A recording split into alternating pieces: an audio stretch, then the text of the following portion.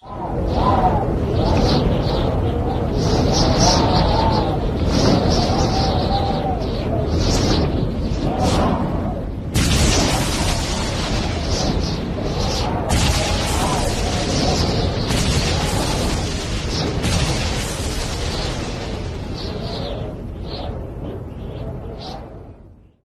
Serge Alexandre Stavisky à Volodymyr Zelensky, 95 ans d'escroquerie à eux deux.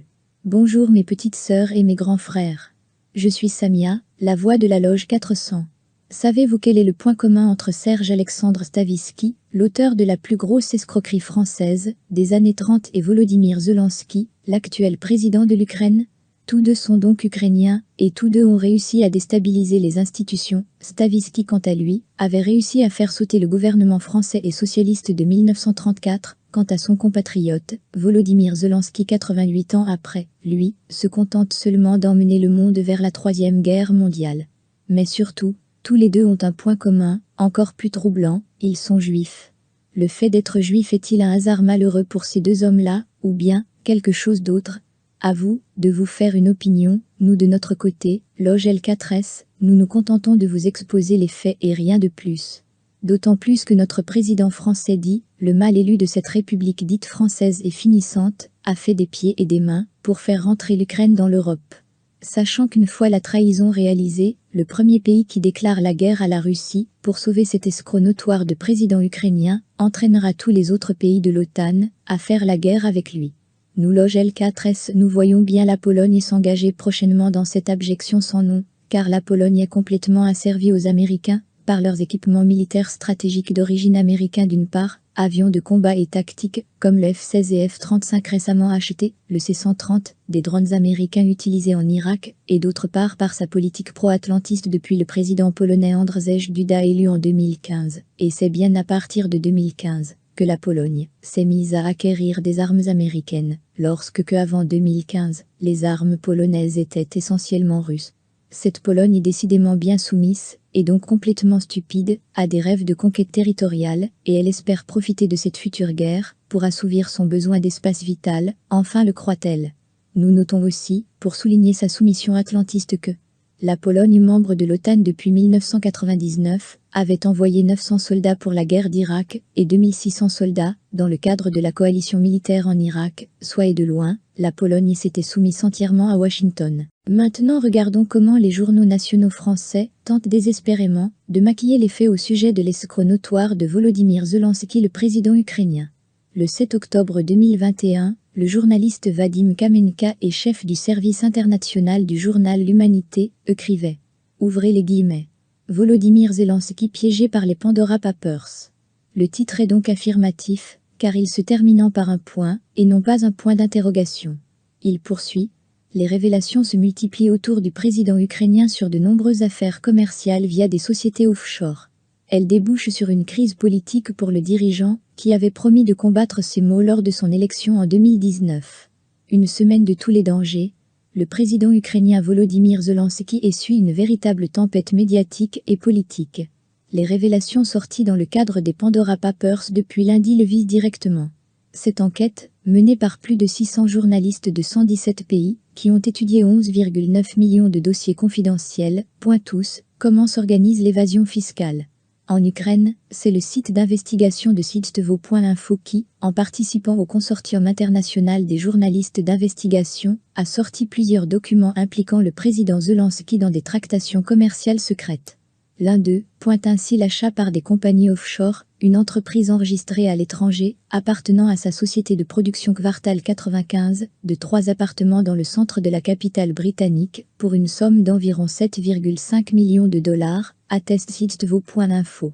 Les journalistes ont réussi à retrouver leur localisation exacte.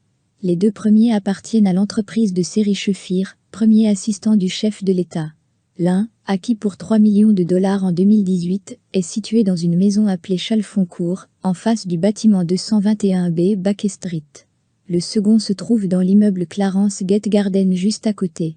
Le dernier, détenu par le copropriétaire de Quartal 95, Andriy Yakovlev, se situe à quelques mètres du palais de Westminster. Des entreprises détenues par son groupe d'amis.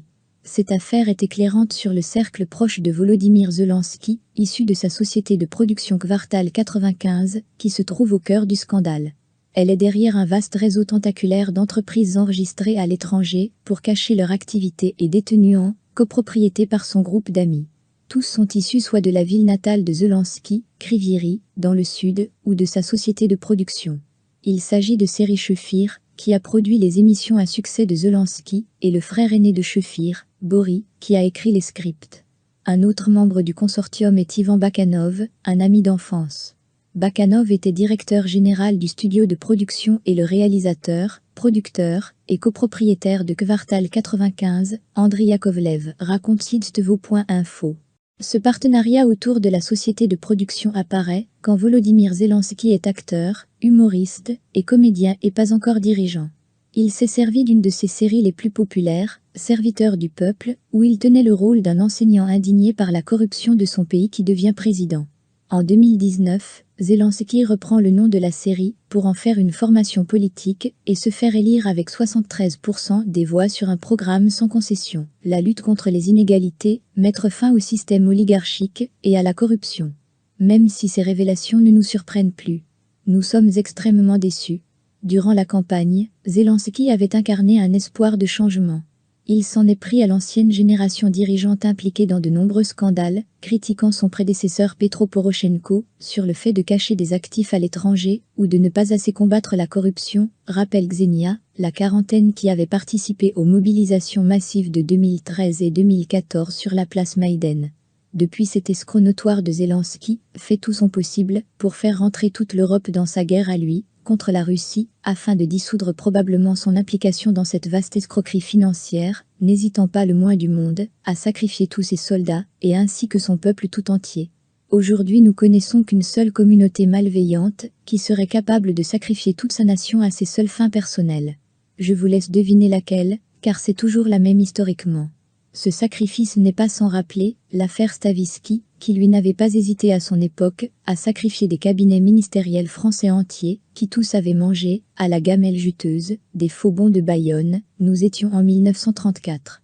Maintenant, en 2022, soit 88 ans après l'affaire de l'Ukrainien Stavisky, les Ukrainiens trouvent refuge en France, par paquet de 100 000 à l'invitation d'un certain Macron, épaulé par toute une horde d'associations gauchistes pro-immigration, pro-LGBT, pro-anti-françaises et j'en passe des pires au tragique. Alors demain, et après-demain, combien d'affaires d'escroquerie pourront nous déplorer encore en France? Aujourd'hui, quand je constate des Français automobilistes qui se pavanent sur leurs lunettes arrière avec un autocollant « I love Ukraine », j'ai comme une nausée qui me monte au cœur et je prie pour que les Goyim, les Goyots et les Goyottes de France se réveillent enfin. Bonne semaine à tous.